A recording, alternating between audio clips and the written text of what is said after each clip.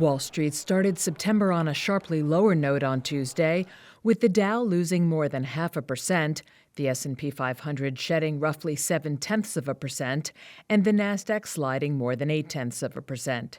Investors returned from the Labor Day holiday rattled by a Friday appeals court ruling that most of President Trump's tariffs are illegal.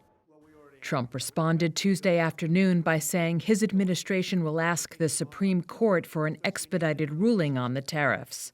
The latest tariff turmoil comes as markets enter what is traditionally a weak month for stocks with more uncertainty, says Mike Muscio, president of FBB Capital Partners. And so now something that we thought was kind of settled isn't maybe as settled as we had expected.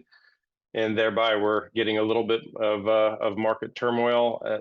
Earnings are kind of behind us at this point. Last week was big earnings, kind of the final large earnings week. And we're heading into September with a much awaited or much anticipated, I should say, jobs report on Friday. So some concern over how far this tariff thing really has run through, and a new data point ahead of a Federal Reserve meeting in a few weeks, and we got some weakness in the markets. Stocks on the move Tuesday included Alphabet, which soared more than 6% in extended trading after a U.S. district judge ruled that the tech giant does not have to sell off its Chrome browser.